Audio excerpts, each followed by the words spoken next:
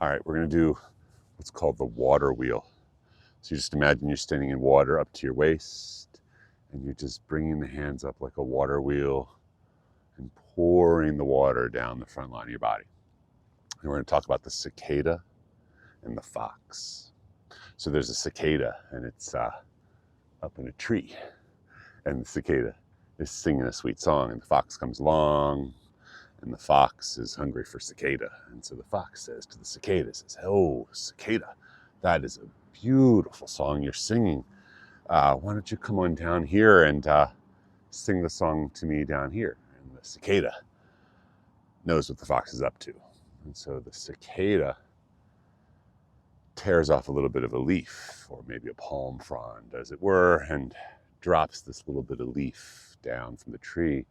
And as it floats down and gets near the ground, the fox thinks it's the cicada, jumps on it and gobbles it up. And the cicada looks down at the fox and says, "Oh, fox, I know your ways. I've known about your ill intent towards cicadas like me ever since I saw cicada wings in your poo." And the epimythium says something like, "Smart people are able to gain wisdom by looking and watching the misfortunes of their neighbors." All right, they're going to keep doing this, but this time you're going to bring your hand up to the space between the eyebrows, to the yin tang point, and you're going to pour the water down the body. Same deal as before, but you're just pouring it down water wheel. And let's go back and revisit the cicada and the fox. So there's a cicada singing up in the top of a tree a sweet song, and a fox comes along. The fox is hungry for cicada, and the fox says, "Oh, cicada, you have such a beautiful voice. Oh my goodness, that's just so beautiful. Would you mind coming down here with me so I can hear you a little more clearly and see you as you sing?" And the cicada knows what's what.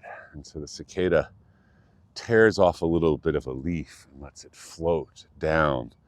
And right as it's getting ready to land on the ground, the fox thinks it's the cicada, jumps on it, chews it and swallows it up. And the cicada is feeling kind of satisfied with itself and also alive, And so the cicada calls down to the fox and says, "Oh, fox, I know what you're up to. I've known it ever since I noticed cicada wings in your scat." And the moral of the story is something like, wise people gain even more practical wisdom, more phronesis, by observing the misfortunes of their neighbors. And so take the water wheel, make it a little bit smaller, and let it come to a still point. Maybe they're standing for a moment with the laogong points, the center of each palm, aiming at your navel. And that's that.